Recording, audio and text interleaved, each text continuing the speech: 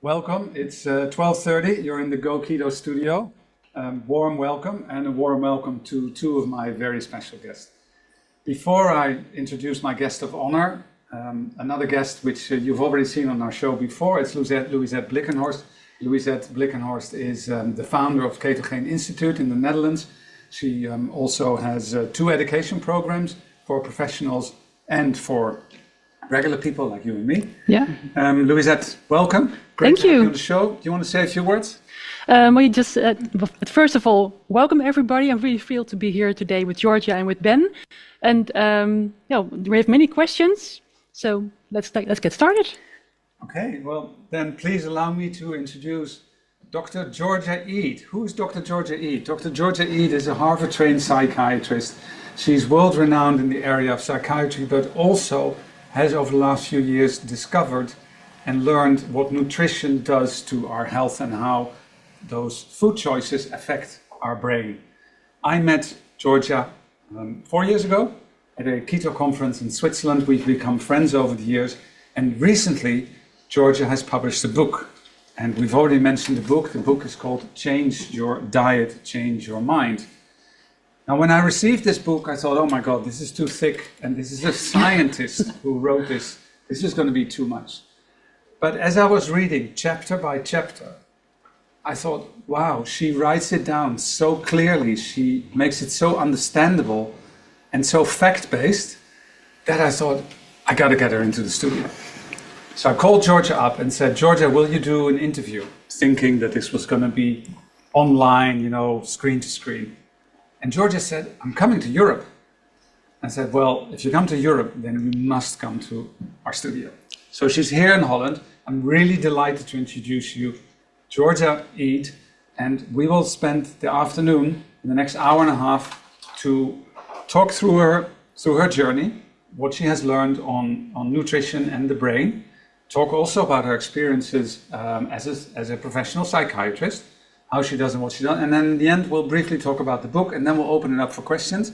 I think Louisette will probably spend about 45 minutes on introduction and talking about all the facts and the science and everything else, and then we'll open it up for questions. Louisette, we have 100 questions, I think, already. At least. Anyone who's live in the audience right now, obviously put your hand up, and we would love to have you on the show and ask you the question. So we're talking about Georgia Ede. Welcome, Georgia. Thank you very much, Ben. It's really nice to be here with you and with Louisette, because I know both of you from meeting you in previous conferences, so it's great to be here together. And I'm looking forward to everybody's question. Great. Well, let's get started. I think we put up this slide. I just need to see if you can see it right now. So this is really what we're going to be talking about. We're going to be talking about the most powerful way to change the brain is through food. And this is interesting because Dr. Georgia Ede has been a trained psychiatrist for many years and only discovered about food and nutrition on the brain recently, and we're going to be talking about that. Now, I need to go to the next slide, if I can. Just put it all directly on the slide. And these are Dr. Georgia's brain healthy diet principles. So in her book, you start, Georgia, saying what is important in nutrition. And what I really like is you don't start by saying, oh, you should have this diet or you should have that diet, but you take it the other way around. You say, okay, what is actually important for the brain? And you write that whatever nutrition we take, it has to nourish, it has to protect, and it has to energize. So I'd like with you, maybe we can zoom in on the nourish part first and say, okay, when you talk about nourish, what do you mean and what is the implications of that? Right, so for any diet to be brain healthy, it has to do these three things: nourish, protect, and energize. And nourish means, very simply, that you have to eat a diet that provides the brain with all essential nutrients. So all the vitamins and minerals and building blocks that it needs to work properly. And so regardless of whether you're eating mostly plants or mostly animals or some mixture, that's the most important thing, is to make sure that the foods you're eating are capable, not only that they contain the nutrients that the brain needs, but that you can actually absorb those nutrients and deliver them to the brain. And so this is a very important difference, because there are some foods that contain nutrients, but you can't necessarily access them very easily. So nourishing the brain, if you look at the biology and the facts, if you're going to try to nourish your brain without including any supplements or fortified processed foods, you do need to include at least some animal food in the diet to make sure that you're getting all of the nutrients your brain needs. So if you don't do that, you'll need to supplement very, very carefully, or include some fortified processed foods in your diet. Do we know what the brain needs for nourishment? Do we have enough understanding of the brain to know what is necessary? Yeah, so the brain is an organ, like every other organ in the body, requires all the same nutrients that every other cell in the body requires. So if it's essential, and we know we have a very clear understanding of what the essential nutrients are, which vitamins and which minerals we must consume in order to be healthy. And so the brain is no exception. In fact, there are certain nutrients the brain needs more of than the rest of the body, or than most places in the body, because the brain needs to create electricity to work properly. It's an electrical organ that requires a tremendous amount of energy. And most of the vitamins and minerals that we get from our diet, most of what we need them for is to turn food into energy. So the brain needs to make more energy than most other organs, so it needs more of those vitamins and minerals than many of the other organs do. So it's very sensitive to nutrient deficiencies. And those nutrients need to come from food, I guess, right? Or would you get them out of the air? Well, you do need oxygen. You can't make energy without oxygen. You can breathe that in, but everything else, all we need is we need food, we need oxygen, we need sunlight, and we need water. Okay. Yes. Okay. Now this is about nourishment and about the nutrients that we needed. I'm just going to show the next slide, because you're also talking about protect the brain. Can you zoom in on that and tell us a bit more? Yeah, so when I was training to be a psychiatrist back at the turn of the century now, back in the late 90s and early 2000s, I was trained, and I believe this is still the training, is that mental health problems had two different types of root causes. They had the biological root causes and psychosocial root causes. So this was called the biopsychosocial model of root causes of mental illness. So the psychosocial causes, we were trained to think about things like stress and trauma. So that was my mother. And exactly. Right, and so I was trained to, if you come to me with problems from your childhood or your mother or something, I was trained to offer you psychotherapy, to have conversations and certain very special type of conversations to help work through those problems. And then I was also trained that the biological root causes of mental illnesses were things like the genes you were born with, or that would make you more vulnerable to what are called chemical imbalances in the brain. So these are imbalances in neurotransmitters, these communicating molecules in the brain, things like serotonin and dopamine. And I was trained to treat those root causes with medications. So most psychiatrists that I know, and the way I was trained, we would offer medications and psychotherapy to our patients to try to help them improve. So, but now recently in the past 10 or 15 years, we understand, okay, what's beneath those chemical imbalances? What is causing those chemical imbalances in the first place, which we never really thought to think about before. And so some of we now are looking at, there are new branches of psychiatry that are looking at these newer root causes that we're paying more attention to, which are inflammation of the brain, something called oxidative stress, which is why we're always told we're supposed to eat so many antioxidants, and insulin resistance. or prediabetes, or high blood sugar and insulin levels. So these are the causes that we're paying more attention to now. And if you are looking for the root causes of those problems, so these are things that damage the brain from the inside out, you don't need to look any further than the modern industrialized so-called standard American diet, which is now everywhere in the world, including here in the Netherlands. You don't need to look any further than the diet, the modern industrialized diet, to find ingredients that directly cause inflammation, oxidative stress, and insulin resistance. So I think pretty much everybody agrees, lots of different types of nutrition professionals agree that the so-called standard American diet or Western diet or industrial diet, we're just going to call it the SAD diet. Standard, we're just going to call it SAD. That we all know that this is bad for us, for the body and for the brain. But so we all agree on that. But what we have a trouble agreeing on is what should we eat instead? Yeah. Like, what is the better diet for the brain, or what is even the best diet for the brain? And there's a lot of disagreement about that. So one of the reasons I wrote the book was to try to take some of the confusion out of that question, to help people understand which food choices make the most sense if you're trying to optimize your brain health. Okay, so coming back, we're really talking about nourish, protect, and energize.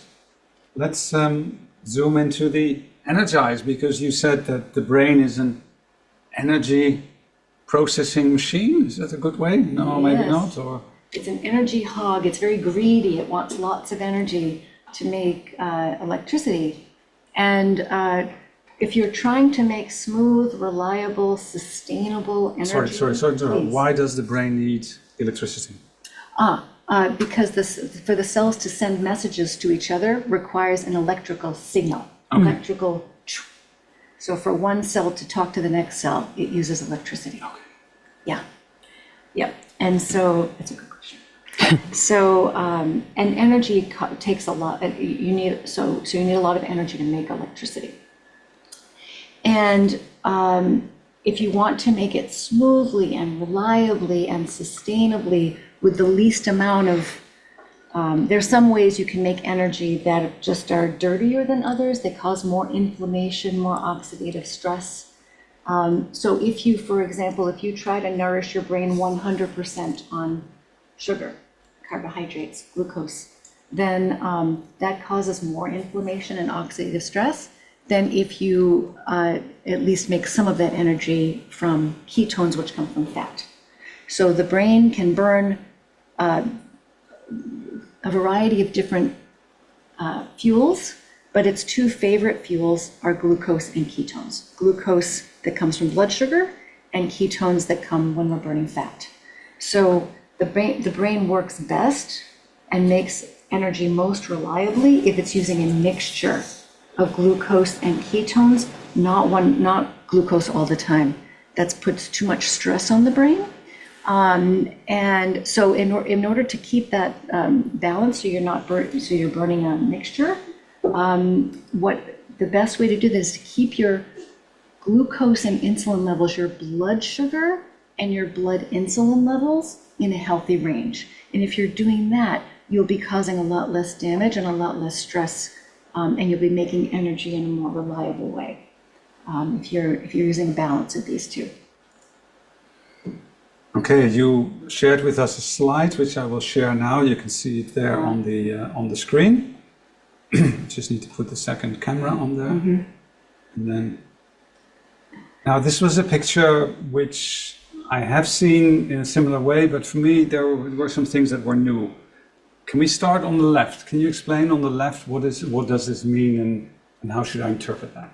Yeah, I'm glad you picked this slide because I think this is a really interesting and powerful concept that will help people understand why it's important. You know, we think all the time about, I think most people think that glucose or sugar is the brain's favorite fuel.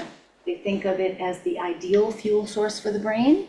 And then they think of ketones as only an emergency backup fuel only for special circumstances where you might have a serious disease or some problem, or you're starving and you have no other choice. So, but the truth is that that glucose is not the brain's favorite fuel. The brain, if you there's been wonderful experiments to show this, especially by Professor Stephen Cunnane, who's a brain metabolism and aging expert in Canada. He has shown that if you give brain cells glucose, they will use the glucose for energy. If you then add some ketones, even if there's plenty of glucose there, the brain cell will choose on purpose to burn a mixture of glucose and ketones. Even if it has the option of burning 100% glucose, it will not do that. It on purpose pulls ketones in and burns a mixture of glucose and ketones. And the more ketones you give the cell, the brain cell, the more ketones it will pull in and use for energy. This is really important because so many people think of glucose as the best and most ideal source of fuel for the brain, but that's actually not true. So why would the brain choose to burn a mixture of ketones and glucose? Is because ketones burn more smoothly, more efficiently, and with a lot less inflammation and oxidative stress. So it's a cleaner source of fuel. So if you're eating a healthy diet, your blood sugar levels will be in a healthy range. The amount of insulin that you need to process the carbohydrate in your diet will be in healthy range, and the glucose from your bloodstream will cross easily into the brain and provide fuel for the brain. So, and now the problem is if you're eating a diet that makes your blood sugar go too high, so if your blood sugar goes too high too often, if you're eating too many of the wrong carbohydrates too often, your blood sugar will run too high. And whenever your blood sugar goes too high, your brain sugar does also. So the higher the blood sugar, the higher the brain sugar. And so they are not identical, but they go up and down together like this. So now the problem is the brain does not want too much glucose. So if you have too much glucose in your blood, then you have too much glucose in your brain, and that extra glucose will literally stick and cause molecules and important components of brain cells to become all sticky and dysfunctional, and they're going to cause a lot of inflammation and oxidative stress. So high blood sugar will cause high brain sugar will cause inflammation and oxidative stress, and those are some of the root causes of mental health problems that cause damage to the brain from the inside out. So would you call it like glucose poisoning then, or? Yes, glucose toxicity. Okay. Yes, it's called glucotoxicity or glucose poisoning. The brain actually keeps the glucose inside, the level inside the brain, about 80% lower than the blood sugar, because it doesn't need or want, and it can't tolerate too much glucose. So if you're eating in this wrong way with too many of the wrong carbohydrates too often, the brain glucose goes too high, and that excess glucose is physically damaging to the brain. So if I hear you correctly, then that level of the glucose in the brain is always related to the glucose in the blood. Yes, but they just rise and fall rise together. and fall. Exactly. So it's not that the brain protects itself and says, I've had enough glucose, it just continues to soak it up.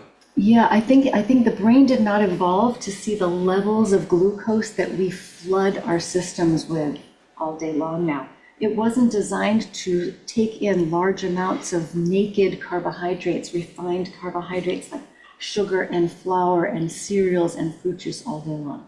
It was designed in a whole food environment where we had plants and animals, we had fruits and starchy vegetables and meat and eggs and fish and things like that. It was not designed to see cookies and cakes and muffins and cereals and fruit juice all day long. Yeah. eight times party time a day. So coming back to your slide, and the left part, I knew that high glucose in the blood was also high glucose in the brain, but I didn't know that I learned that through your book and through your explanation. That's really, really good. Now, on the second part is the insulin, which is for many people something which is a little bit difficult to understand. Now, insulin is needed to basically process the glucose, right? To get the glucose into your cells. But what you're saying is when you have high blood glucose, and you would have, let me take the slide back, you would get also high insulin, because the insulin is needed to process the glucose, to put it simple. But then the insulin which you would need to get rid of the glucose actually goes lower in the brain, which kind of gives you the idea that the glucose poisoning or toxicity actually kind of double rises. Is that a right conclusion, or? Yeah, there are two problems with if you're eating too many of the wrong carbohydrates too often, that cause two problems. One is the high blood sugar, which causes the high brain sugar, which causes the damage inside the brain. The glucose toxicity, that's one problem. The other problem, sorry. So the other problem is that if you're eating too many of the wrong carbohydrates too often, you'll need lots of insulin. Your body, your pancreas, will need to release an excessive amount of insulin to process all of that glucose. So the more glucose you eat, the more carbohydrate you eat, the more insulin you need to process the carbohydrate. So not only is your blood sugar going too high, but your blood insulin is also going too high. So you're getting spikes in glucose and spikes in insulin. The spikes in glucose will be reflected in the brain. So the higher the blood sugar, the higher the brain sugar. But it's the opposite, and this sounds very,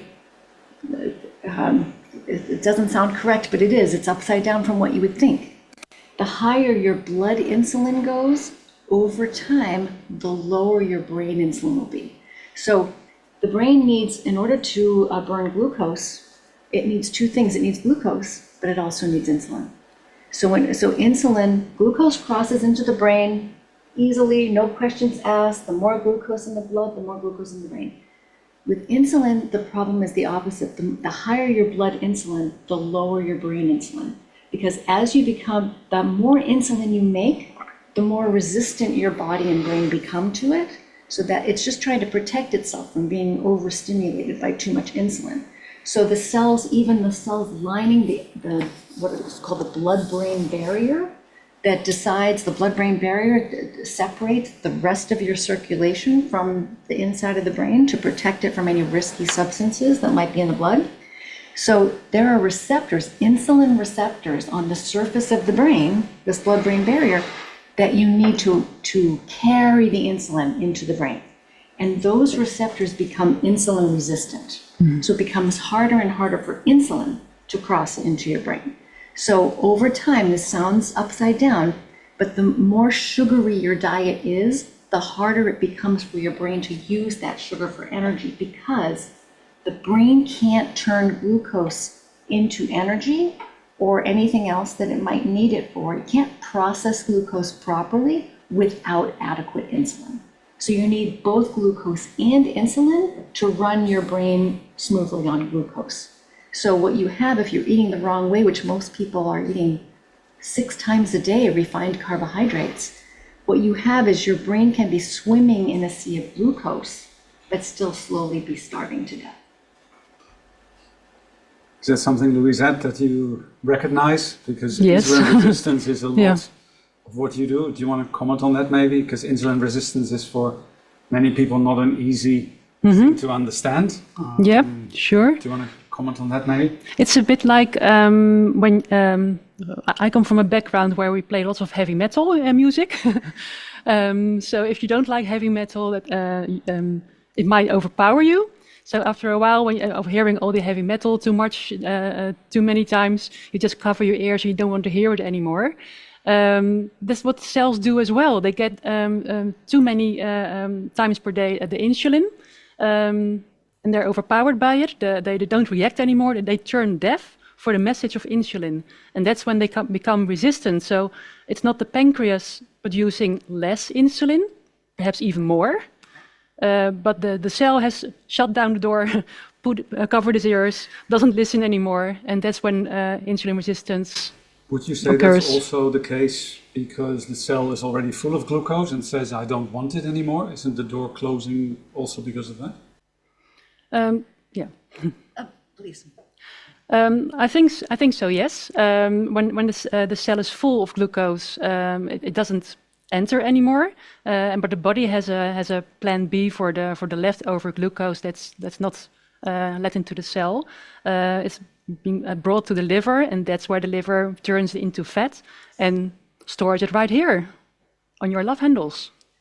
That's exactly right. If you eat more carbohydrate than your metabolism can handle, every extra molecule of carbohydrate that you eat that's too much, your liver will turn it into saturated fat on purpose and store it in your body. So you can eat a fat-free diet. Everybody knows this. Everybody knows somebody who eats a fat-free diet who has too much body fat. You don't need to eat any fat to become fat. All you need is too much glucose. And when your insulin levels are high, which they will be if you're eating too much carbohydrate, the high insulin turns your fat storage on. It tells your body, turn this glucose into fat and store it. So that's really important. Okay, so we should be looking at sugar as being the culprit and not fat Yes. being the culprit. Okay, let's go back to the picture, because I do think it's worthwhile to look at that once more. So to summarize, if I eat a diet that is high in blood glucose, then my brain glucose will in a way mimic that, right, in a lower percentage. But the insulin which is needed by the cells to process the glucose will actually lower in the brain. So there will be more glucose floating around in the brain, right? What you'll end up with is a high glucose, low insulin brain. So too much glucose means you'll have the glucose toxicity causing the inflammation and the oxidative stress, which physically damage the brain. And you won't have enough insulin to use the glucose to full capacity or properly. So your brain will start to run low on energy. And if the brain can't make enough energy reliably around the clock, all kinds of things can go wrong. And which things go wrong is going to depend on who you are, what your genetic background is, what your family history is, what your, all of the other things that have already happened to you in your life. That's what's the difference. Some people may develop Alzheimer's disease, some people may develop type 2 diabetes, some people may develop obesity or fatty liver disease, cancers. What happens to you that's related to your genetics, but it's really mostly, you can protect yourself from most of these things happening to you if you have the right information about nutrition and eat in a different way. Thank you so much for sharing that. I brought up the second slide. Can you talk to that? Maybe again, starting on the left and starting on a diet which is much lower in glucose. Right, so if you're eating a diet that's too high in carbohydrate for your metabolism, especially if it's too much refined carbohydrate, the sugars, the flours, the fruit juices, the cereals, the naked carbohydrates, those are going to give you excessive spikes in blood sugar, glucose, and therefore excessive spikes in brain sugar. So the higher your blood sugar, the higher your brain sugar. When that happens, that's going to give you that's going to, over time, because the high insulin levels are causing the insulin resistance or the brain to start go deaf or numb to the insulin. So you have a high glucose brain, a low insulin brain, and that's your brain metabolism is going to start to become sluggish.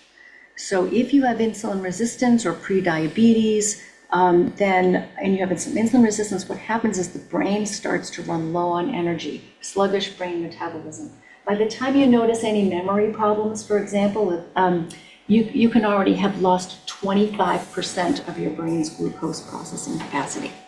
I thought this was just part of getting older, but it sounds like there's something we can do about it. There's a lot you can do about it. Yeah. Now, one of the things which you mentioned in your book, which I guess is on the right side of the slide, tell us what that means. So you would lower your carbohydrates and turn your body into a fat-burning mode, and then what happens? Yeah, so on the left you have the high carbohydrate diet, which is the high glucose, high insulin diet, and that leads to the high glucose, low insulin brain, low energy brain. If you switch to a ketogenic diet, what you're doing on a ketogenic diet is you're lowering your insulin levels. You're making changes to your lifestyle to bring insulin levels down. And when you bring the insulin level down to a certain point, their body will start to turn on fat burning. Remember, if insulin is high, you're storing fat, you're making fat. When insulin is low, you turn the fat burning on. The only way you can burn fat is if your insulin level is below a certain point. You switch into fat burning, and if you're burning fat vigorously, some of that fat, the liver will turn into ketones, which are just very short little fragments of fat that are easy. They can cross the blood-brain barrier and enter the brain easily and be burned for energy. That can bridge that energy gap from that sluggish brain glucose processing that's caused by insulin resistance. So the ketogenic diet is a godsend. It's a perfect solution for someone who has trouble their brain can no longer burn glucose at full capacity anymore. And that's most of us because, or at least in the United States, it's most of us because insulin resistance is now, most of us in the United States now have insulin resistance. And that means our brains aren't functioning at full capacity. When you switch to a ketogenic diet, you bridge that energy gap. And that sometimes often, people will say even within 3 days of starting a ketogenic diet that they suddenly feel this tremendous mental clarity, better concentration, better mood, better mental energy. They get more things done. They feel really different. It's a different state of mind. Yeah, I think we have that right from all the clients, lifting brain fog, Yes. more energy. Yes, that's the common effect that most people report, yes. Yeah. Okay, so I'm just going to summarize here and bring the slide back up. So we have spoken about the rules for brain food. It should nourish, it should protect, and it should energize.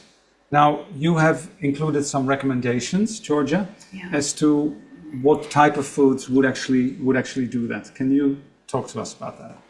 Yeah, so ideally to nourish the brain, again, if you're using only whole foods and no supplements or fortified processed foods, I think ideally for most people, this is going to be a diet of whole plant and animal foods. It must include at least some animal food in the diet in order to get all your nutrients, because there are some nutrients, quite a few actually, that are very difficult to obtain from plant foods, if not impossible in some cases to obtain from plant foods. And so plants have some nutrient holes. So it's very, very important to include some animal foods if you're willing to do that. So nourish and also I recommend avoiding the grains and the legumes, because even though we're told that should be the basis of a healthy diet, they are very low in nutrients and they are very high in anti-nutrients, which make it hard for us to access some of the nutrients that they do contain. What is an anti-nutrient? Yeah, so an anti-nutrient is plant foods, some plant foods, they guard their nutrients for their own selfish purposes with anti-nutrients, so that so for example, a really good example is the grains and the beans. So the grains and the beans, they inside every grain and bean is a little baby plant, a little embryo. You can see inside, if you cut it in half, there's a little embryo there, ready to sprout, right? Well, the nutrients are for that baby plant. And so the seeds hold on to those nutrients using anti-nutrients. So they guard their nutrients and make it harder for us to access them, because they're not for us. They're for the sprouting plant to come in the future. So a very good example is phytic acid or phytate. This is a mineral magnet that grains and legumes especially contain, that make it very difficult for us to access calcium, magnesium, iron, and zinc that are inside that food. So you mean to say that even though these are inside the food, that as a human being, I can't access them because of these anti-nutrients? Right. So this is a very little known nutrition secret, is that just because a plant food contains a nutrient does not necessarily mean that you can access it. So you can see it on the nutrition label, but that doesn't mean it's going to make it to the brain. Yeah, great.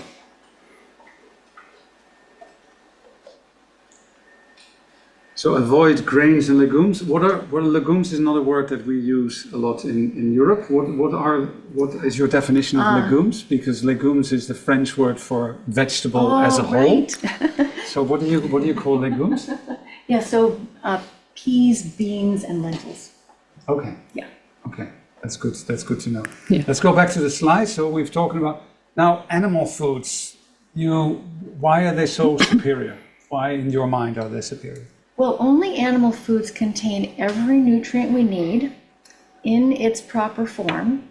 And when we're talking about meat, seafood, and poultry, without any anti-nutrients or defensive toxins, because plants also protect themselves with defensive toxins. So meat is the safest, most nutritious, meat, seafood, poultry. When I say meat, seafood, and poultry. These are the most nutritious and also, strangely enough, and it doesn't sound correct because that's not what we hear, not only the most nutritious, but also the safest food we can eat, food group we can eat. Okay, now tell us refined carbohydrates and vegetable oils in ultra-processed foods. What is the problem there? Yeah, so the signature ingredients of the so-called SAD diet, sometimes people will say, that the reason why modern diets are bad for us is because they contain too much red meat and too much saturated fat. And that's absolutely not true. Those ingredients have been in the human diet for hundreds of thousands of years.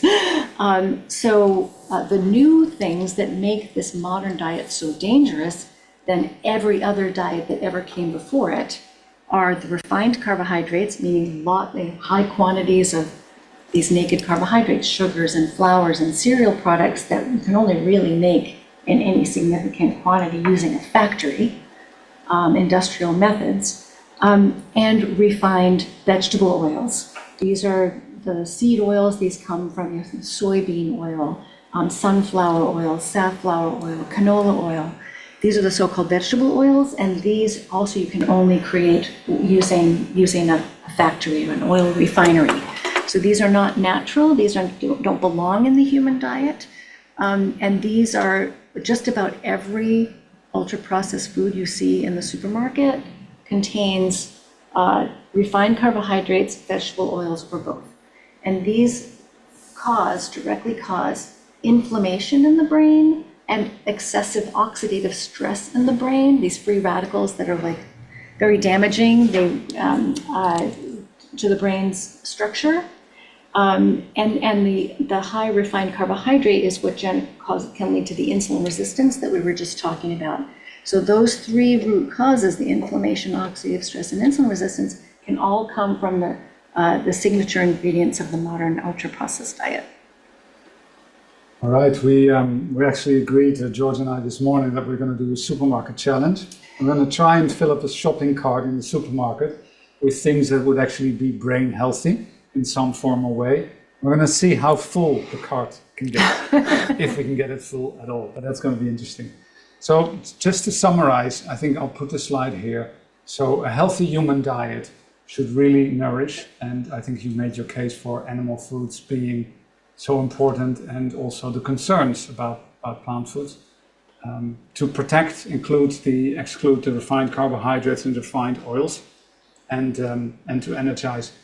Now, before we go into the questions, I think I want to share the title of the book, which is in English and which is coming out on Wednesday in Dutch. Voor alle Nederlanders, je kunt het bestellen, woensdag komt het uit.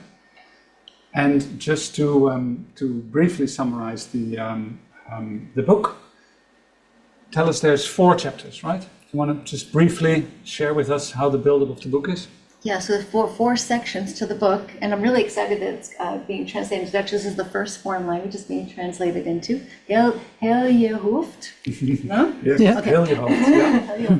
And so this is, so there are four sections to the book. So the first section is rethinking brain food. So this is really helping people understand why so many of the recommendations that we're talking about today go against most of the information that we are accustomed to hearing. So help show people where that information comes from and why you can't trust that information and why it's actually causing you much more harm than good. So we talk about that. And then we talk about psychiatry and the history of how we got to this. How do we get to this problem in nutrition and the problems in psychiatry? So how did we get here? And then, then we wipe the slate clean with all the bad information, and then we start with the real information that actually works to help people. So part 2 shows how the modern diet, the modern industrialized diet, causes problems for the brain.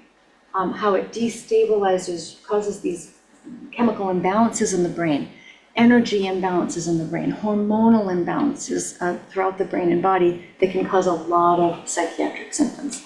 So we go through all of that, like why the modern diet is so damaging to the brain.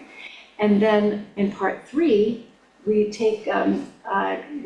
look at all the different food groups, so you can explore for yourself the pluses and minuses of every food group that you are interested in. So you can look at the grains and the beans, you can look at meat and seafood, you can look at dairy, you can look at eggs, you can look at fruits and vegetables, and you can see the real risks and benefits, of those food groups, not the ones you're used to hearing about.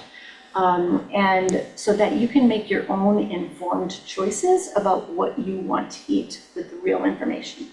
And then the 4th part is actually suggested plans. So especially if you're looking for better mental health, but really the principles apply to every health problem, because the brain does not need a different diet than the rest of the body. You can't eat a different diet for every different organ in your body. It doesn't make any sense. So the same rules for your whole body and your brain. And so there are several different dietary plans for you to choose from. And it's not just ketogenic. So ketogenic is one option, but I know that not everybody wants to eat a ketogenic diet, and then not everybody needs to eat a ketogenic diet. Depends on your personal metabolism and your goals. So there are other choices in the book, including what I call a quiet paleo diet.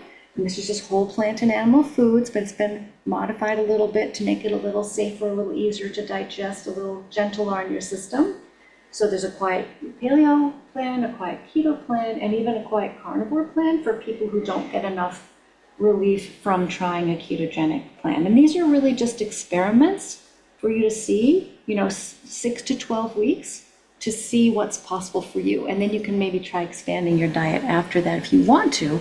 But I explain exactly how to do this in the book if you want to try to change your diet to improve your mental health. Now you've been practicing this in your psychiatry practice.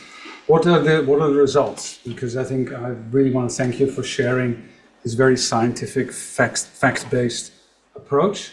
But of course, everyone will want to know: does this work? Or, because the science is one, but what is the experiences so far? Because I got very, very worried reading in your book that so many students at the university also already take, I don't know, what did you say, 1 in 3, 1 in 6, what was it, medications? Yeah, so nearly 1 billion people on the planet now have a mental health condition so serious that it's interfering with their ability to function.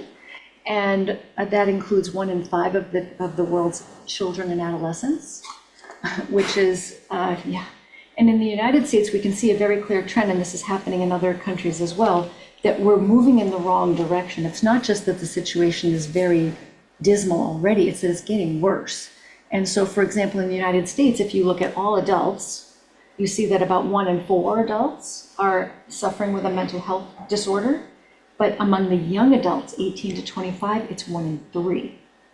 And so, and about 1 in 5 Americans takes at least 1 psychiatric medication. And so things are getting worse, and we just cannot medicate our way out of this problem. The medications, they have their place, and I still use them, and they can be very helpful in some cases. But the truth is, they do fail most people. They don't bring enough people meaningful relief. We have to find a different way forward, because this is not sustainable. And the way you found was with diet, change your diet, change your mind. What are experiences with your patients or clients or students, whatever you call them? Right. So the reason I wrote the book is because diet. I from practicing this way for so many years now, I have a clear, and compared to how I used to practice with just medications and psychotherapy, these are the most powerful tools I have available to me to help people, almost regardless of the diagnosis or how long someone has been ill or how many medications they're taking, because these interventions make biological sense and they improve total brain health. So when you improve total brain health, it doesn't matter what the diagnosis is, it's very likely going to help you. And that's what we see in clinical practice. I mean, I've seen hundreds of patients over the last, however long I've been doing this, 10, 12 years, and with all different kinds of conditions, psychiatric conditions, from, anxiety and attention deficit disorder to post-traumatic stress disorder to depression, bipolar disorder, schizophrenia, Alzheimer's disease. Because I'm a general psychiatrist, I don't specialize in anything. So I see everybody who comes to see me. And I used to say that I could just count on one hand. And now, after all these years, I'd say less than two hands the number of people who have not improved substantially in meaningful ways within, and I know this sounds ridiculous. I know it doesn't sound true. Days to weeks of changing their diet in the correct ways. It's profound. I mean, it's a very powerful tool. I don't even know what to say, because we know this from experience, but I Yeah. know that lots of people are very skeptic about it. How can it be so quickly? How can it be so fast? Yeah. But we see this every day. You see it in our practice. We see it also with our clients and with all the other health practitioners that we work with, that this change in diet has such a profound effect and so quickly. On the one hand, it's surprising. On the other hand, if you take a bottle of gin and you drink it, we're not surprised that we would get drunk. And if we drink too much, we're not so surprised that it might have an immediate effect within 1 or 2 hours.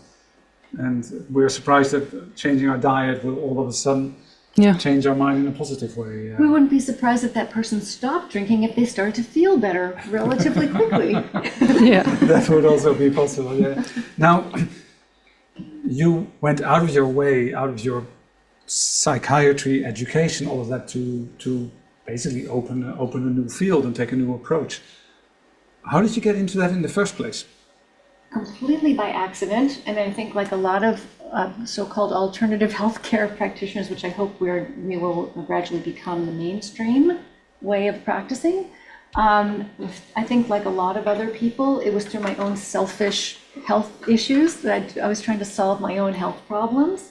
So I was just getting creative and trying to do something to help myself. I had, in my early 40s, which is now about 20 years ago now, I started developing all these mysterious problems that a lot of my patients had, especially my middle-aged and older patients. So chronic pain, which they called fibromyalgia, and all these digestive issues, which they called IBS, and I have migraine headaches and fatigue, and it was starting to become really difficult to work.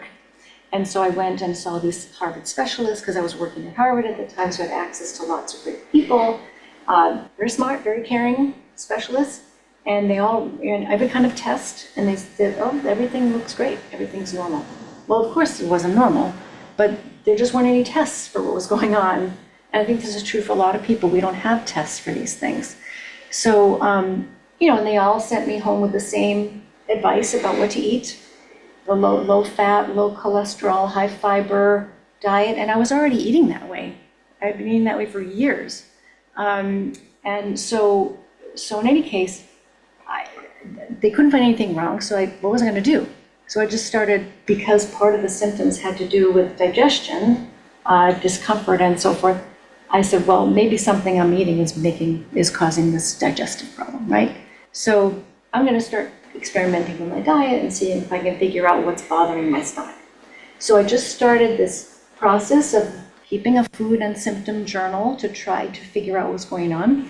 Long story short, after 6 months of making these changes and writing everything down, everything was better. Everything. The migraines were gone. The fibromyalgia was gone. The fatigue was gone. The IBS symptoms, the digestion, all solved, which was amazing. But even more interesting to me as a psychiatrist was my mood was better, my energy was better, my concentration was better, my sleep was better, my anxiety was better. And I was like, well, this diet seems to be good for the brain. I wasn't even trying to help my brain. I didn't even know there was anything that wrong with my brain to begin. I think most people have come to expect very little. They think it's normal to be easily irritated or to have mood swings or to have trouble sleeping or to be, to be really unstable or to have a lot of, have trouble dealing with stress or recovering from a stressful situation, or to run out of mental energy in the middle of the day. Those kinds of things. But those things are not normal. Your brain, if you feed it properly, will work for you all morning, afternoon, and evening for the rest of your life. And so this is not what we've come to expect. So that's how I got interested, was I thought, well, this diet, which was very upside down from what we were told to eat. Because you write in your book that at some point you even went meat only? Oh yeah. But that's scary, right? You get a heart attack, you get cancer, you get... I'm suffering as a result. I think my life has been shortened by 20 years, at least. So, yeah, it's... I experimented for 8.5 months with only meat, seafood, poultry, and water and salt. No caffeine, no plants, no spices, nothing. And for most of the past 15 or more years, I've been eating a mostly animal diet with very small amount of plant foods. And this is mainly because of my food sensitivities. I don't necessarily think everybody needs to eat this way. But one of the reasons why I included a carnivore option in the book is because for some of us who have developed a lot of breakdown of our natural defensive systems, that we should be able to tolerate a wide variety of foods. Some of us have had those systems break down over time, and we need sometimes, at least for for a period of time, to take a break from high plant food intake. And it works very well for some people as a temporary or sometimes even longer elimination strategy. So if you want to know more, you'll read in the book the difference between red meat and white meat, which is actually very, very little, and more of those things. But let's move on. Also for the sake of time, I think I'd like to give the microphone to Louisette. Yeah. Questions? Yeah, we will. Questions, we will. No, the questions are coming now. Oh, okay. You mean questions from the chat? Yeah, there are also some questions. Yeah, we will answer. But first, I'd like to give the word to Louisette, and Yes. as a small message, because I'm not sure if we'll have time at the end, I just wanted to share with you that Louisette, as already mentioned, is the founder of Ketogeen Instituut Nederland. She is, for me, an amazing person. I took my program there as a keto therapist. She does a program both for professionals as well as for consumers. And because of everything around mental health, you have also created a specific program for that. Can you just, before we move into questions, can you talk 1 minute on that? And Yes. right over there. Okay, well, I'm very proud to announce that we're starting a metabolic mental health training. I'm doing this together with Nicole Laurent. She is already doing this in the United States. And we met last year in Switzerland and agreed to work together. And we're currently working on translating it, making it fitting for the Dutch population, and Belgian, and everybody who speaks Dutch. Well, it's not ready yet. We're still working on it. So we're doing a small pre-launch today. The course is meant for everyone working in the mental health field. Perhaps you can go to the next slide. Oh, sorry. Then you can. From psychiatrists, psychologists. In Dutch we call that GGZ-medewerkers.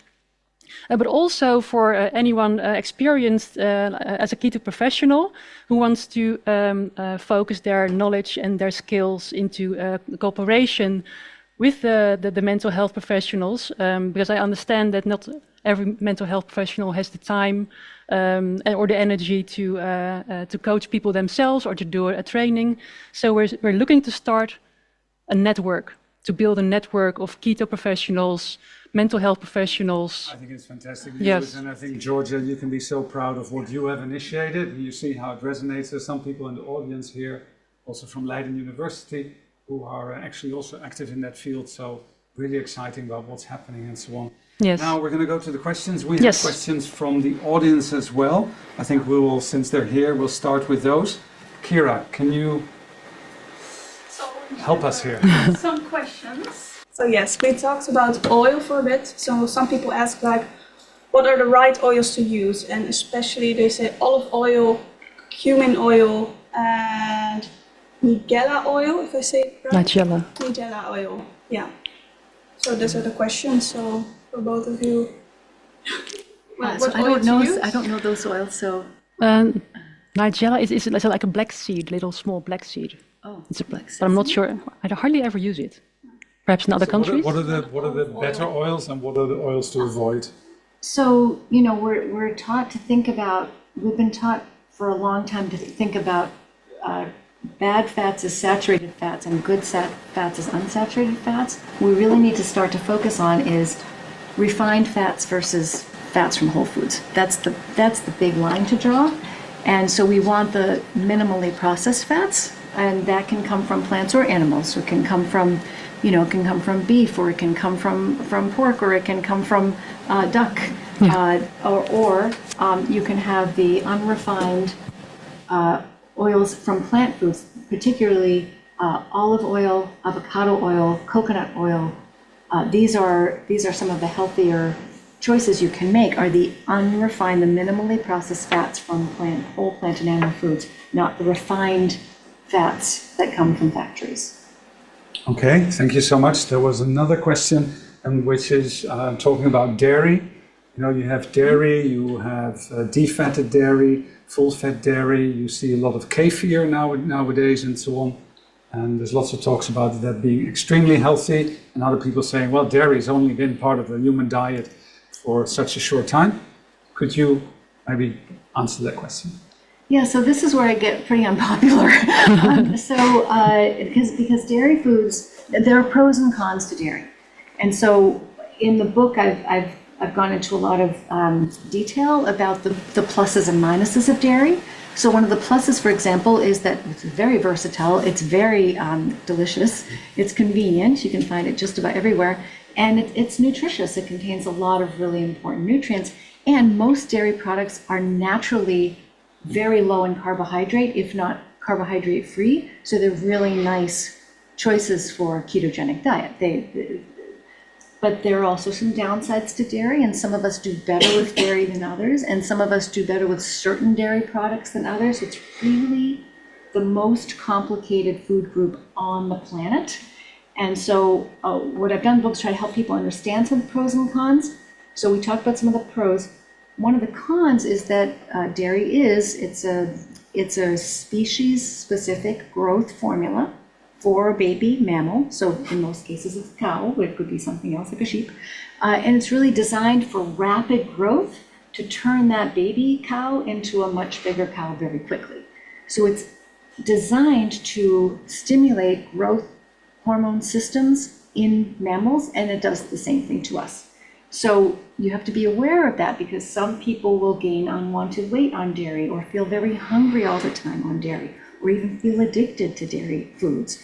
And it can be very inflammatory for some people, hard to digest, or cause skin issues, or headaches, or chronic pain, inflammation. So everybody's a little different. So I really encourage people in the book to experiment with this food group if they're not feeling their best. If you include dairy and you feel well, okay, I wish that were me. But if you don't, do some experiment, get curious and do some experimentation, see how you feel. The unprocessed dairy is maybe low in glucose and carbohydrates, but any fruit yogurt or whatever, there's more sugar or sugary substances added than the original product. So be aware of that. Louisette. Yes, we've had many questions beforehand. And what speaks to me the most, what strikes me the most, is that many people still have some degree of disbelief. And how can this help me?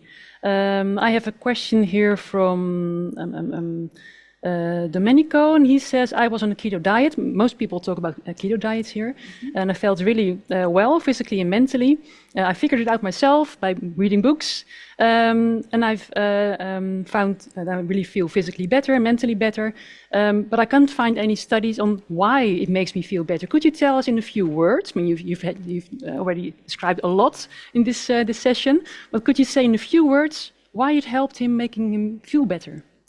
Yeah, so the ketogenic diet is so much more powerful than any medication. Medications are designed usually to do one thing. They're usually designed to interfere with one particular aspect of human biology. A ketogenic diet, I sometimes describe it as a multi-purpose tool, because what it's really doing is, because you're changing the way the brain gets energy, makes energy, all of the pathways in the brain change. And so really what you're doing is you're changing the brain's operating system. You're not just changing one neurotransmitter or one chemical or one part of the brain, just the depression part or just the anxiety, but the brain isn't divided like that. So it's a whole organ, and it functions together, and it needs the right mix of fuels. And when you eat this way, the whole brain changes the way it does business, so that you will then have, your brain can work optimally, not just kind of get by, sometimes doing the best it can. So it's a really powerful intervention. It reduces inflammation, it reduces oxidative stress, it bridges that energy gap. So and if you make it of the right foods, because it doesn't just need ketones, the brain also needs the right nutrients. If you've designed your ketogenic diet to be nutritious, then you're nourishing and protecting and energizing the brain, all three. And people feel really well when they address all of those pieces. Yes, great. Another question that pops up is age. There's one lady here asking, which brain food would you recommend for school children or students? Oh, okay. So I'm not a child psychiatrist. I don't work with teenagers or children. But I work with a lot of parents, and they always ask me, what should I feed my children for better mental health? And I say, I would always start by recommending a so-called paleo diet first, mainly just whole plant and animal foods, minimally processed, meat and seafood and poultry and eggs and nuts and, and seeds and so forth. And just, keeping out the grains, the legumes, the added sugars, the ultra-processed foods, the vegetable oils, all the modern, all the cereals that we think, children are supposed to eat lots of cereal all day, and that's just not good for kids. It's just mostly, the body just sees it as sugar. So more nutritious, kind of whole foods diet, that's what I recommend. And if that doesn't work, they may then need to see a specialist who might maybe take a look at a lower carbohydrate or even ketogenic diet for children. But I really think the best first step is just to eat a whole foods diet that makes biological sense. Yes, agreed. I thought Yes. the best way to start was just an energy drink, right? Maybe not. With lots of caffeine, yeah. On the other hand, I have a question from Natalie saying, what's your view on cognitive disorders like autism, ADHD, and Alzheimer's, and do you think that people can still heal their brain with food even at a later age? Yes, I have many good examples of this. I put one example in the book about, and I'm also going to tell about my mother. So the one example in the book is a woman named Fran, who was very gracious in sharing her story for the book.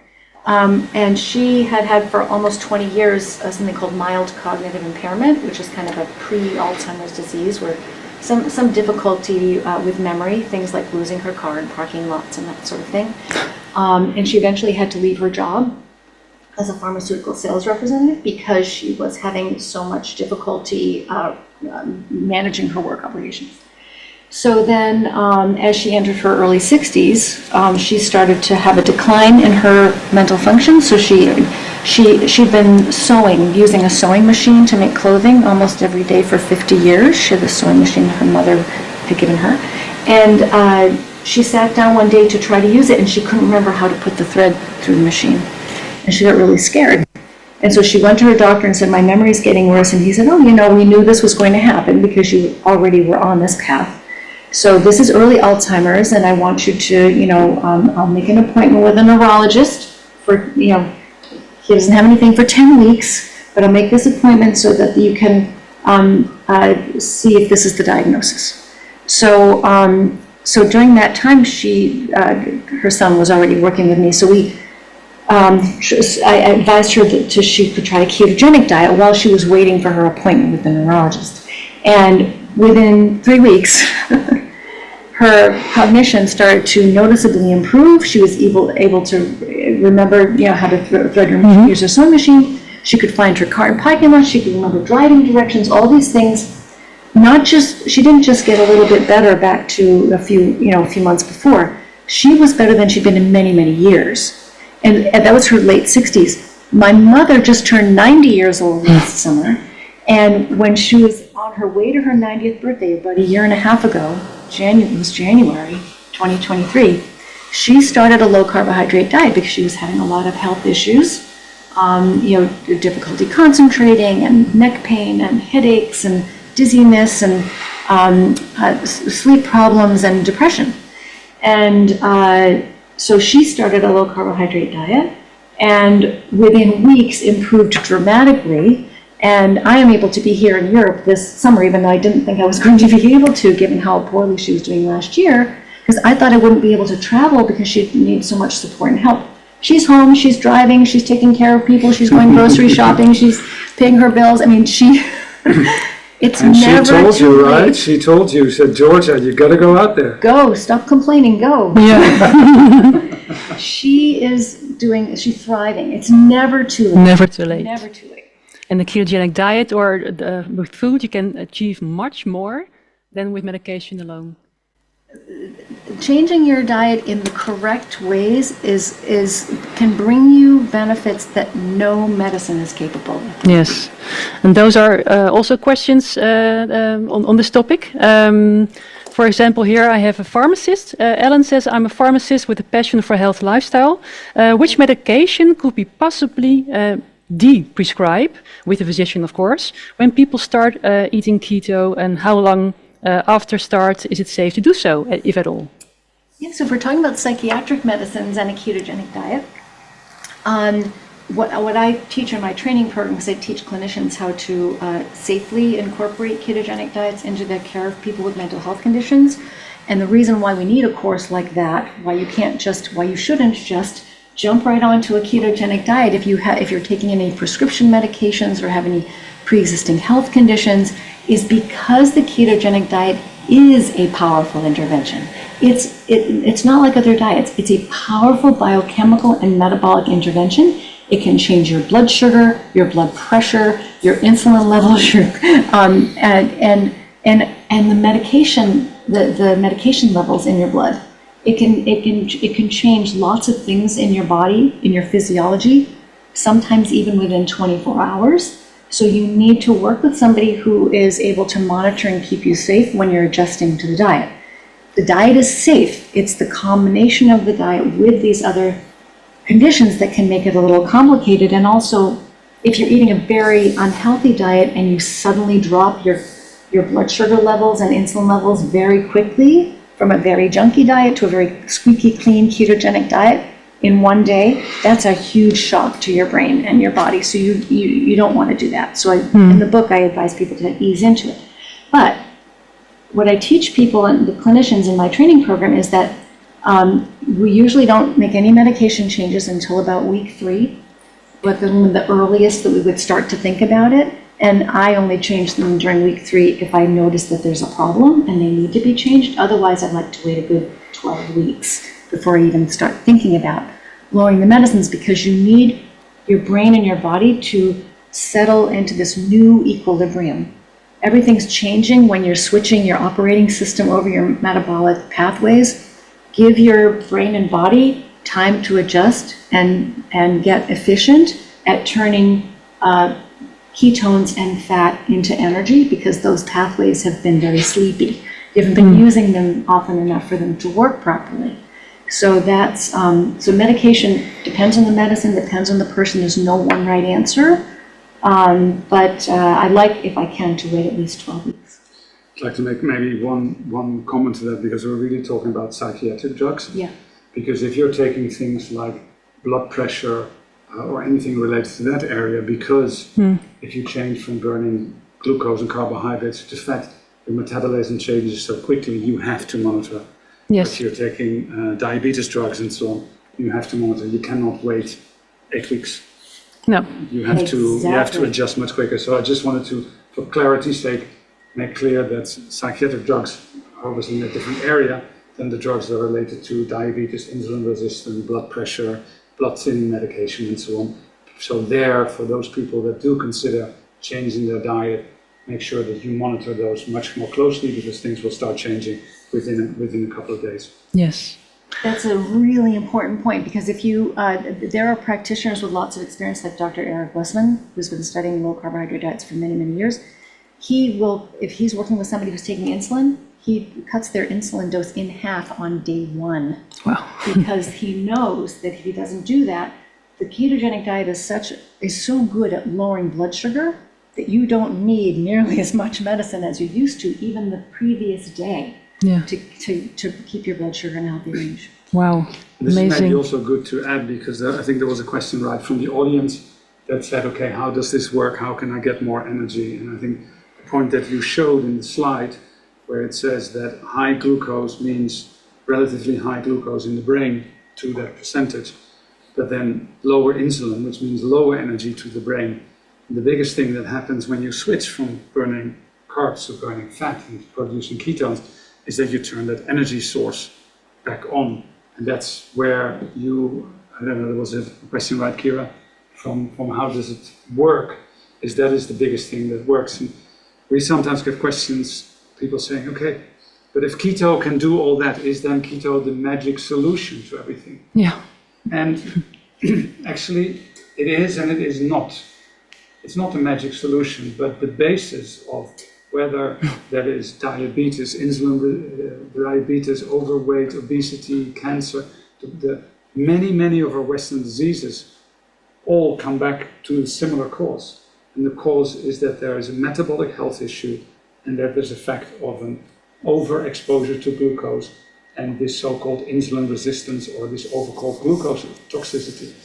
And there's many different ways that you can do to actually heal that, cure that, change that, and get back into a healthy metabolic state. The reason why keto is so interesting, because as we heard, and as we all know from those people that are operating in the field, is that it is a very powerful way of doing that in a number of weeks. So yes, you can improve your metabolic health with many different diets, with many different changes, but keto is one that resolves it very quickly.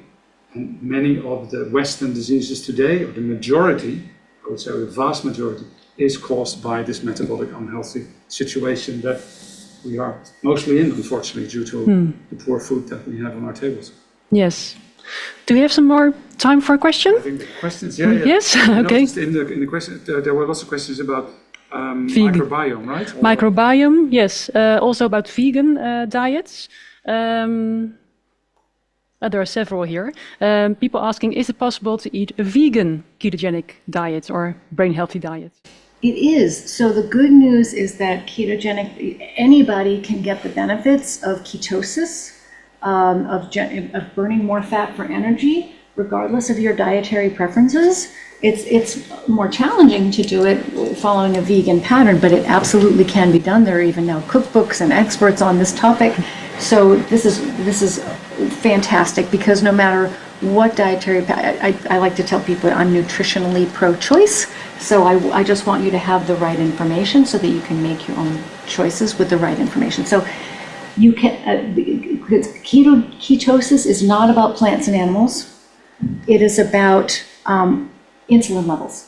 So anybody, no matter what dietary pattern you follow, if you follow a pattern that lowers your insulin levels, that is going to bring you into ketosis, and that's going to bring you those energy benefits. You might be challenged to get all the nutrients you need, and you really will need to supplement carefully, but you can absolutely get the benefits of ketosis. Okay, great. Yeah. And there's also a question about, can you, let me see where I got it, otherwise I know it from the top of my head. What's the link between the state of the microbiome and brain health? Yes, a very, very important and exciting field. The microbiome is really important. All the trillions of bacteria that live in our gut, they're communicating with the brain through different pathways, through the nervous system, through hormones, through immune system molecules and chemical messengers, lots of different ways that the brain communicates with the gut. And we know that so we know it's very important, and we know that they talk to each other, and we also know that what you eat changes your microbiome within less than 24 hours. You can see dramatic changes to your microbiome because the bacteria are dividing and dying and reproducing so rapidly that they have very short lives. So within 24 hours, you can see some bacteria multiply and some die off or diminish just based on the food you're eating, if they like the food or not. But unfortunately, that's really all we know. We do not know yet how best to feed the microbiome to either keep it healthy or restore it to health. There's no good science on that yet. Lots of guessing going on and lots of recommendations that are premature, that are not based in science. So it's very important to keep that in mind, because when you see headlines like, oh, you need to eat this huge variety of fruits and vegetables to keep your microbiome healthy, or you need to eat a very high fiber diet to feed your microbiome, we don't have that level of information available to us yet. Just looking at Ben. Can I do another question? Yes. I have, thank you so much. I have Mireille here. She says, I have bipolar disorder with rapid cycling, but since I started the ketogenic lifestyle and eating no more than 30 carbs per day since this February, I have eliminated most episodes already. And what is your experience in the necessity of staying in ketosis with bipolar patients? And do patients have to stay on these 30 grams of carbs per day their whole life? Or is it possible to achieve more flexibility? This is a really common question. First of all, congratulations on discovering the diet and making these changes for yourself. I'm really, really happy for you. And some of the science of ketogenic diets specifically for psychiatric disorders is very new, but the area where it's the strongest is really bipolar disorder.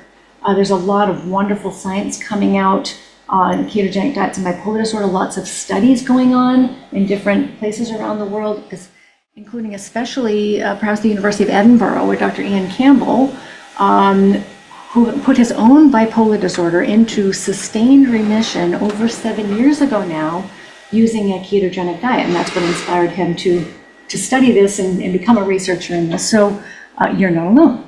But how long do you need to stay on the diet? Do you need to stay on it forever? What happens if you stop the diet? This probably varies from person to person. We don't have enough information yet, enough research to be able to tell you for sure whether you have to stay on this diet for the rest of your life or not. But I can tell you, at least from working with adults, that I have not yet seen anybody who is able to stop the diet permanently and maintain results. Most of my patients, when they take a break from the diet, either accidentally or on purpose, they see their symptoms come back pretty quickly. And this is also true of Dr. Ian Campbell, whose story is in the book, so you can read about his experience and what he noticed. And the other thing I would say about that is there may be the possibility that you could stop the diet after a period of time if enough brain healing takes place. And we know this happens in children with epilepsy, that in children with epilepsy, because the ketogenic diet's been used to help children and adults with epilepsy. It's been used in epilepsy now for over 100 years. So we know from lots and lots of experience, not me personally, but colleagues, through working using ketogenic diets in children with epilepsy, is that in many cases, children just need to stay on the diet for a year or two, and then they are able to completely stop the diet and go back to eating so-called normally, and the seizures never return. So that suggests that a certain amount of healing has taken place. Now, whether that's only possible in young people, whether that's only about epilepsy and bipolar disorder are very similar. So it might depend on how old you are. It might depend on how metabolically healthy you are in other ways. But there may be that might be a possibility for you. I wouldn't say it definitely is not. I would say we really don't know. So you'd have to discover that for yourself. Yes. And that's another question that keeps coming up. How long can you follow ketogenic diet? There's absolutely no biological reason to believe that you shouldn't be able to stay on a ketogenic diet for the rest of your life, as long as you've constructed it properly. Great. So no big dangers on the long term. No. No. Okay. Let's see. Do you have any questions from the audience, from the chat, or shall I just pick the next one? There was a question about food and nutrition, whether you would make a difference if you are more looking at diabetes or more looking at brain health. Would you require a high level of ketones or a lower level of ketones? Is there something to say about that? Yeah, so it's a really common question is how high do the ketones need to be? And again, this varies from person to person. So I have some patients who don't even really need to be in ketosis at all. They just need to keep their glucose and insulin levels in a healthy range. Then they can safely use and burn glucose and their brain will work well. They get good benefits just from eating a very liberal low carbohydrate diet, even if they're not in ketosis most of the time. And then I have other patients where it's the opposite, where they have to have their ketones in a very specific range in order to feel well. And so this, sometimes you'll see this in people who have a lot of metabolic damage over the years, or people with more serious psychiatric conditions, like bipolar disorder, like Alzheimer's disease. We see very clearly a very strong relationship in the early research with bipolar disorder, for example, that the higher the ketones are, the better people feel. And now, to a point, you don't want them so high that you're in the starvation range. You want, kind of nice moderate ketogenic range, maybe somewhere between 1.0 millimole, 1.5 millimole, and say about 3 millimole on the blood meter. You can talk about blood measurements. So some people really need a very specific range, and other people are not so sensitive to that. Yep, good. One other question that keeps popping up is, what's the effect of hormones and the menopause on mental health? 59-year-old woman here, so I have a lot of personal experience with this. So I noticed that for myself, my metabolism was changing as I was entering into my 50s, even though my diet I was already eating a ketogenic diet and very few plants and all of that. And I noticed my metabolism really changing when I came into my 50s. No matter what I did, it was just different. Yep. And I'm sorry. So looking at the camera here. So I tried lots of different things, and that's when I decided to try that very strict carnivore diet, because I didn't know what else to do.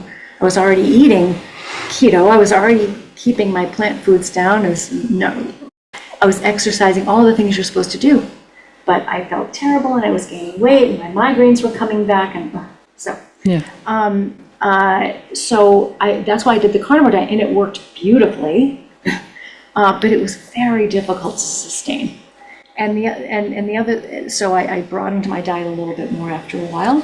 Now the other thing, though, I would say about menopause, so a few facts.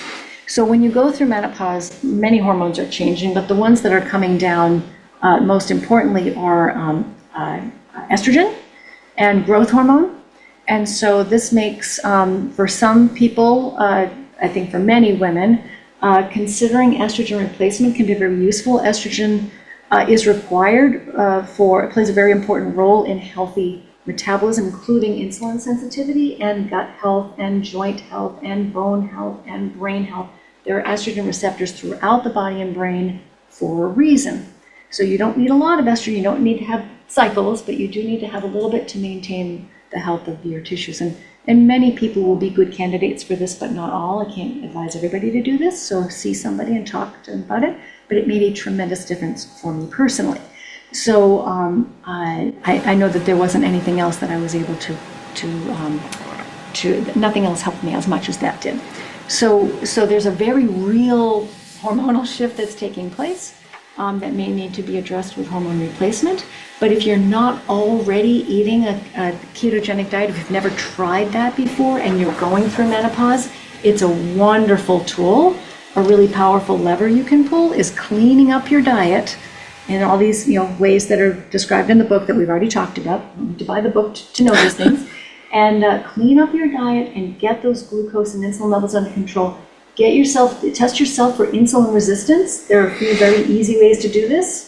Some that you can even do at home without a doctor or a blood test. For example, you measure your waist circumference. If it's less than half your height, if it's more than half your height, then you probably have some degree of insulin resistance. Look at your cholesterol panel. Are your triglycerides too high? Is your blood sugar too high? Get a fasting insulin level. Is your fasting insulin level too high? Lots of different things you can do to test yourself for insulin. And if you have insulin resistance, you've got to get those insulin levels down. Okay, great. And there's one last question here from Lisbeth, who wants to know, do you eat any vegetables yourself, and if so, which?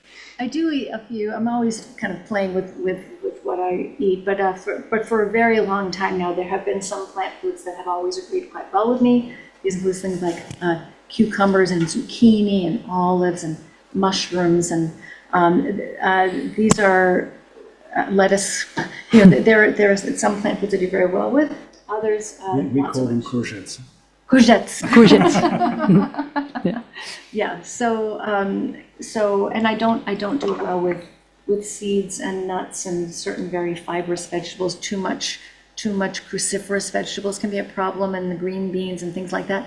But that's me. I don't mean to say that everybody will have problems. Exactly. Yeah. Yes. And I think that's nice. We talked about it in the book. Also talks about the quiet keto or quiet paleo. It's really what are the things that you can do, that you can experiment with. This is not a one size fits all. This has to be for everyone. Right. But I think what really got me excited about reading the book is both fact-based, how you make the science understandable and clear, and also in the suggestions on your diet, where you make it really a discovery journey and say, hey, try this. These are the things that you can consider, and see how far you want to go and how far you need to go. Are there more questions? Loads, but how much time do we have? I think we can take two more. Okay, this is a short one, but probably a long answer. Carla wants to know, can nutrition or can food trigger a psychosis? Oh, it's interesting. Yes, it can. So there are some documented reports in the literature of, for example, when the blood sugar goes up too high, seeing symptoms of psychosis. And there are also well-documented cases in the literature of diets containing wheat causing psychosis, and removing the wheat from the diet completely resolving the psychosis. So those are a couple of good examples of things that we shouldn't eat anyway, sugar and wheat, which have been documented to stimulate psychotic symptoms. Okay, good. One more. Last one then. One last one. Two, right? Oh dear, I have to pick one. Yes, that's a good one. I saw one question, I can't find it right now, but there was someone wanting to know, I really love to try the ketogenic diet, or to do something with my nutrition for my brain health, but I keep bumping into obstacles with my doctors, with my in the hospitals. What can we do to change this? Oh, I know. It really is a very serious problem, is that most physicians, and including myself, we weren't taught anything about nutrition in medical school or residency. So in medical school, 4 years of medical school, we had 2 or 3 hours worth of nutrition education, and most of what we learned was wrong. And then 4 years of psychiatry training, we didn't talk about food once. So the last person you want nutrition advice from is the doctor. Sorry, I don't understand. Ben has trouble. You study psychiatry, it's everything about the brain, and you don't look at the fuel that the brain needs Is that true? That's 100% true. Okay. I find that disturbing. Yes. All of us who do this work, there's a small but growing number of psychiatric practitioners who practice this way. All of us had to learn this on our own. We were not taught this in school. So, and I think that's going to change very quickly as the research is really exploding in this area. But right now, still, most conventionally trained clinicians, doctors and other types of clinicians, have a lot of the wrong information, even about basic nutrition, let alone the difference between being, let alone metabolic health, meaning how important your keeping control of your blood sugar and insulin levels is, or even what insulin does in the body.